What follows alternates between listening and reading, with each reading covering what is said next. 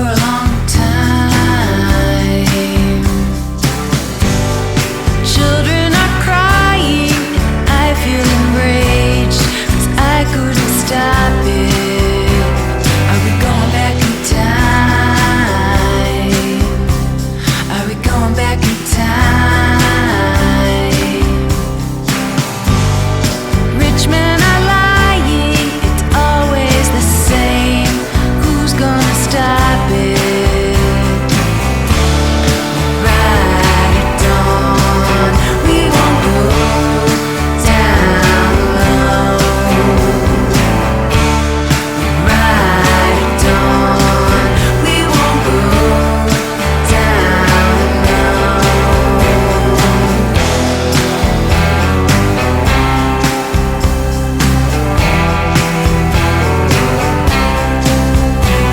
Won't be free for a long time. We won't be free for a long time. Women are dying, this isn't a game, 'cause they wouldn't stop it. Will there be peace in our lifetime? Will there be peace in our lifetime? People are trying. That beautiful haunting music you heard is Ride at Dawn from the new album Ride at Dawn by longtime Gaslit Nation listener Leslie Nuss. Leslie is a regular at the Gaslit Nation salons on Mondays at 4 p.m. Eastern, where she regularly helps soothe our nerves by closing out our vent sessions by performing her music live. We are so lucky to have amazing people like Leslie in our community. If you want to celebrate the power of art and our resistance, be sure to check out Leslie's Kickstarter in the show notes. Let's all chip in to help her launch her political album, Ride at Dawn, at a time when mainstream culture, including music, have obeyed in advance by staying silent. What pop songs out there are anthems for the moment we're living in? That's why we need our indie artists. So let's support them the best we can. Thank you, Leslie, for Ride at Dawn. You can hear the whole song after this week's bonus show. It's Thanksgiving in America, a holiday established by Abraham Lincoln to unite America during the Civil War. The magazine editor Sarah Josepha Hale famously campaigned for a day of thanks. It was also a deliciously petty way for the farms and gardens of the North to celebrate the food that they easily produced, like pumpkins, in boycott of the South. Let's also, of course, remember the Native Americans who were slaughtered in a genocide so extensive it literally changed the global temperature. I am recording this from Brooklyn, New York, which used to belong to the native tribe, the Canarsie. This land that I'm on now, it was part of the larger tribe of the Lenape. In that spirit, I want to read from an essay I wrote for Big Think back in 2012 called Plutocracy, the New Manifest Destiny. I'll link to it in the show notes. Plutocracy, a government by the wealthy, will do to many Americans what Manifest Destiny did to Native Americans. The middle class, poor, and nearly affluent who want to join the plutocracy are frightening.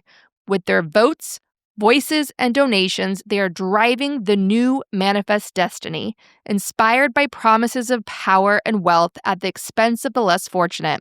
We average Americans, even those with plutocrat dreams, are increasingly being threatened by the same greedy values that made large populations of Native Americans, quote, melt and vanish.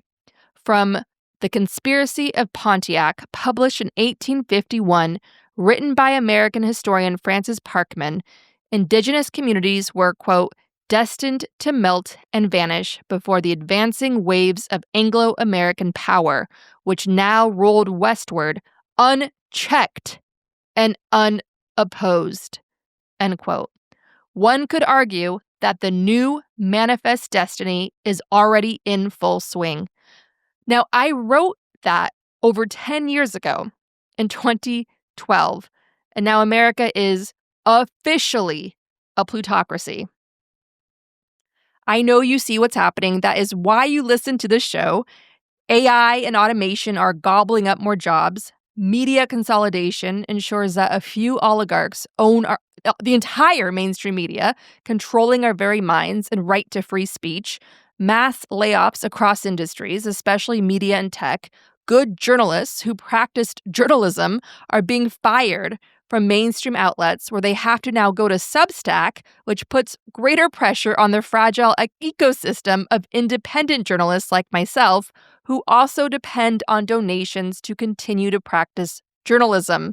When I say that I'm thankful for our listeners, it's because of you staying engaged, staying with the show, supporting us on Patreon that makes independent journalism possible in America today. It's because of you. In a time of plutocrats feeling entitled to carry out the next wave of manifest destiny by expecting the people to melt away and no longer be a problem for them.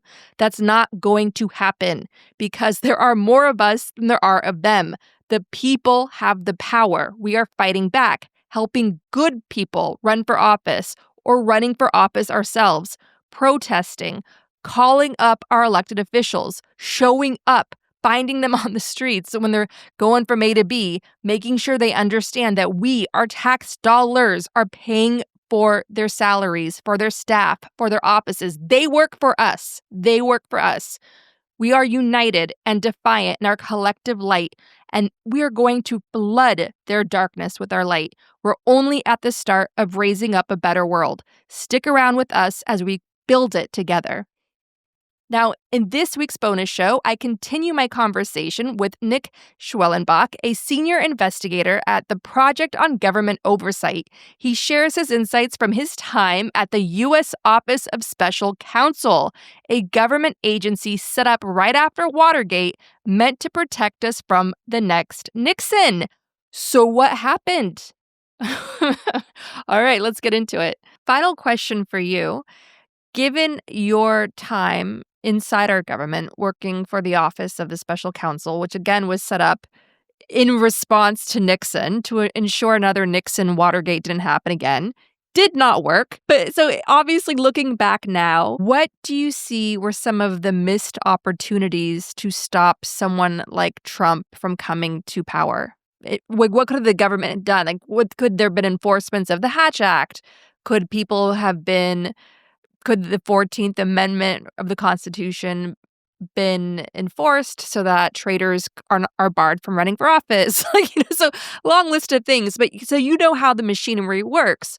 What have you in your sleepless nights thought, like, we should have done this? If we only had done this, this would have been our off-ramp.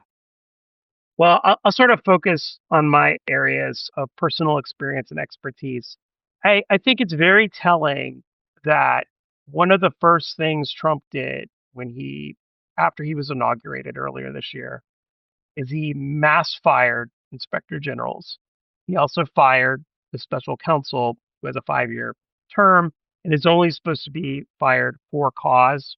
And for cause essentially means there was some sort of like actual misconduct that happened, and there was some like real evidence of the misconduct. I mean, Trump didn't even, when he fired all the inspectors general, there's a legal requirement that he tell Congress why he's firing those inspectors general. He didn't even do that. He just fired most of these inspectors general en masse on a Friday night, by the way. Why did he do that then? These people in these oversight roles, their job is mainly to investigate, to be a safe place for people to disclose wrongdoing. No other president has done what Trump has done, going back to the creation of all those oversight offices back in late 1978. There were a whole host of post-Watergate laws passed that year. One was the Ethics in Government Act, which created the Office of Government Ethics. One was the Inspector General Act of 1978. Another was the Civil Service Reform Act, which created the Office of Special Counsel, beefed up whistleblower protections and other things.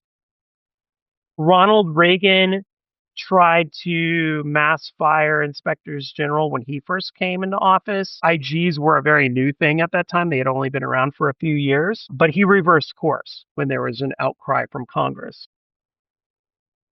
Congress, including aside from Democratic lawmakers, didn't care when Trump did most of these things earlier this year. The majority in Congress, I should say, which is of the same party as Trump. So Congress has been sort of the dog that wouldn't bark, so to speak, here. To quote Epstein on Trump. Yeah, I mean, a long-time champion of inspectors general is Senator Chuck Grassley, a Republican from Iowa. In 2020, when Trump got rid of, I think, 4 watchdogs back in 2020, Grassley put up a big fight. He raised a big fuss about that. At that point in time, Trump provided some reasons. I mean, a lot of people saw them as pretextual reasons that didn't really hold water, but he at least provided some reasons. In contrast, Grassley kind of didn't do much this year. He sent a letter that he co-authored with Senator Dick Durbin, but he didn't dig his heels in. He didn't make a big fuss about it. If Grassley would have made a big fuss back in late January and February about the mass firing of IGs, the firing of the Special Counsel, we might be in a bit of a different place right now. And so, Congress is the place, according to the Constitution, that is supposed to hold the executive branch accountable. And that's not always impeachment. It's not always new laws. Sometimes it's just making a big fuss. And the majority in Congress did not defend all these oversight entities that Congress created to help hold the executive branch to account. So that's just one thing. But, if you want to go back to 2021, right after the end of the first Trump term, and in the wake of January 6th, there was a lot of legislation, most notably H.R. 1, that had a whole host of reforms that were meant to sort of beef up the guardrails, to turn some of these norms into statutory law, to put more teeth in Hatch Act enforcement.